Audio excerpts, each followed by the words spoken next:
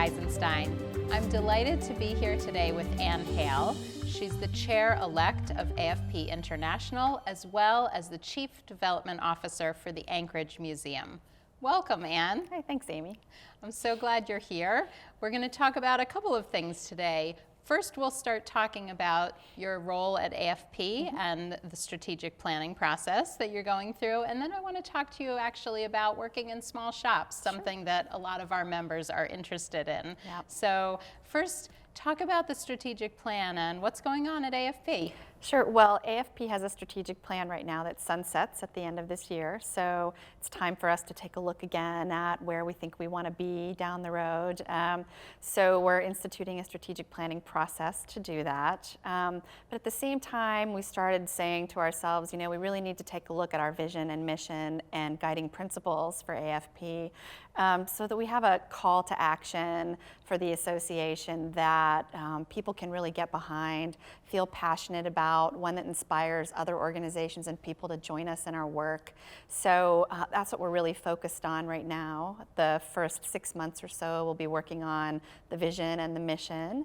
And then after that, taking a look at the strategic plan and really delving into the strategies and goals for the coming at least next 3 years. Yeah, that's exciting. Can you say anything about what you hope to get out of the process or the direction it's going in, or are we too early to know anything about that yet? No, I think we're really taking a look at trends in the philanthropic sector and trying to think beyond just AFP. So, you know, what can AFP do to help lead change in our profession and in the sector?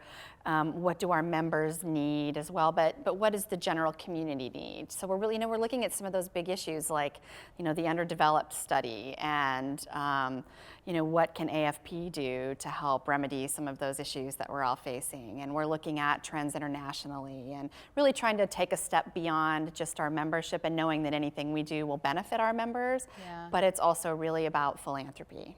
That's great. That's such an important process to go through every few years. I mean, every organization needs to do it. And of course, AFP is doing it to look at their mission, their vision, and their priorities for the coming years. That's great. So let's talk about your work in a small shop. I think so many AFP members are working in small development shops, so they'll be able to relate.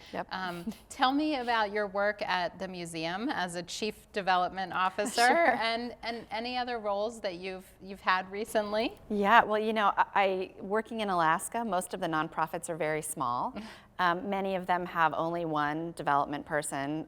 If they have one, oftentimes it's the executive director or other people that are doing development work along with all of their other jobs. And so, I mean, I've been in development for 23 years, and the largest organization I've worked in terms of development shop size is 5, which is what I'm in now. Okay. And so at the museum we have, I'm the chief development officer. We have one major gifts officer who we just hired. It was a huge coup for me to even get Great. a major gifts officer. Congratulations. I'm so excited to hear that. Yep. And then an annual giving manager and a membership manager and a grants administrator. And that's really my department. And so I spend a lot of my time really focused on the big picture, on the planning, on setting the priorities for the team, and then just, managing staff.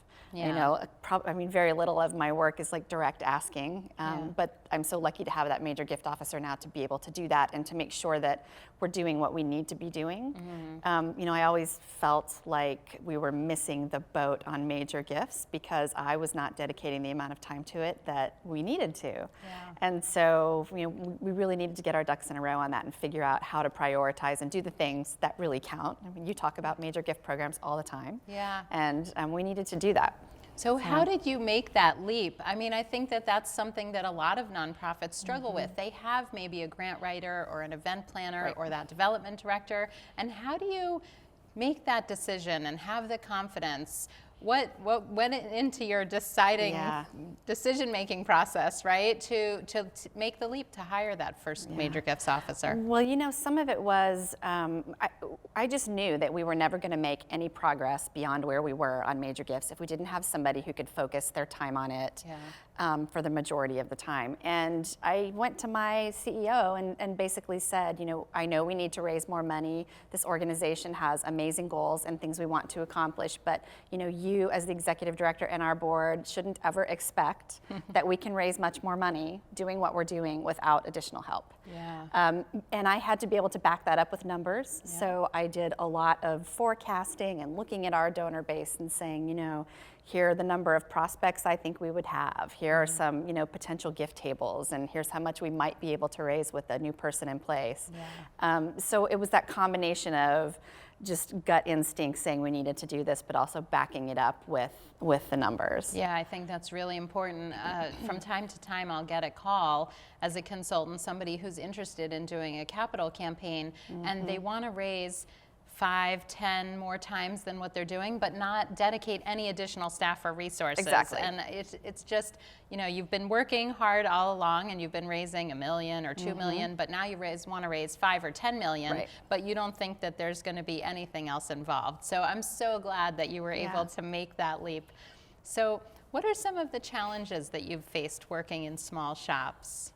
I think time. I mean, having enough time to do everything you need to do in a day is always a challenge. So it's that competition for resources and time is always really hard.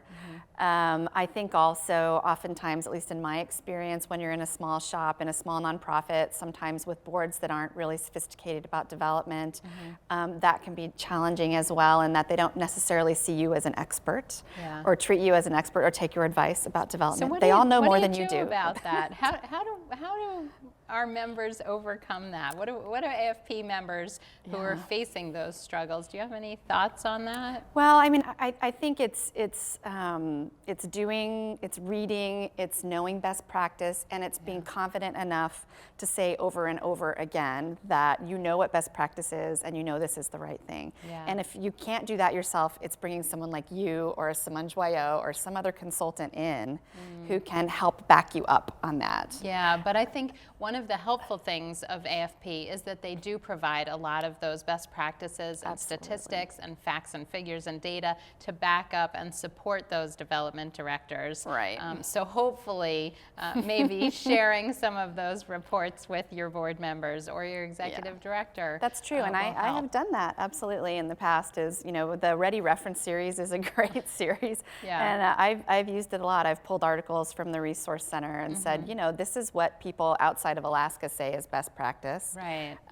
In Alaska, there's kind of this rural attitude sometimes that everyone outside Alaska knows more about anything than we know internally. That's interesting. So having those kinds of resources, being able to share best practices, makes a huge difference. And AFP has always been there to provide those kinds of resources. Not just written resources, but peers that can help provide you with advice and tell you how to deal with these kinds of things when they come up. Yeah, it may feel like an Alaska problem, but I do think it's universal that board members listen to consultants and outsiders more than they do listen to their own development staff members. It's a shame sometimes because we do have great development directors who are doing all the right things, and yet you bring in an outsider and they're seen as having that air of authority or whatever it is. But I think the most important thing is that we're able to help our organizations fulfill their mission. So whatever it takes to get us there is what we need to do. Yeah, no, you're absolutely right.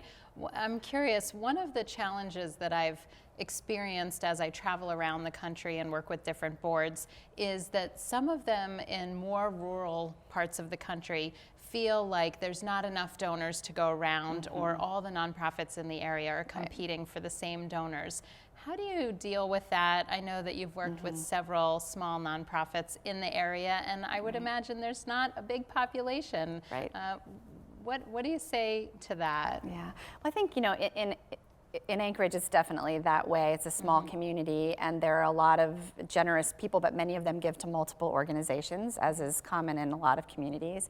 And so what I always try to do is say that, you know, yes, those people may give to a lot of different nonprofits, but we have our own pool of really committed people. And so we try and work from our own list of committed donors, committed past donors, you know, looking at prospects and sharing that information with the board and saying, you know, these are the people that we really think we should focus our time on. I mean, sure, this guy always gives to everybody and he's generous. You know, it's like when your board member says, you should ask Bill Gates for money. Exactly. But no, we have our own pool of people that we want to focus on. And having a development plan has really helped me with that too, saying, you know, we've done the research, we know these are the people that are our likeliest prospects, and this is where we're going to focus our time, and we need your help with that. Great. Wonderful. Yeah. Any final words that you want to, final pieces of advice or words of wisdom that you want to share? I think development is one of the greatest professions around, and I think those of us that work in small shops oftentimes have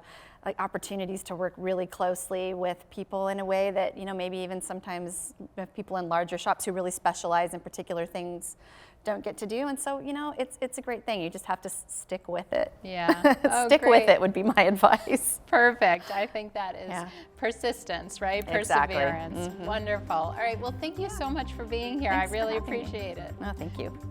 I hope you found this video empowering. As a member of the fundraising community, I hope that you will empower others by sharing this video with your friends and followers. If you'd like more videos and tips on fundraising, please visit my website, amyeisenstein.com. Thanks for all you do to make the world a better place.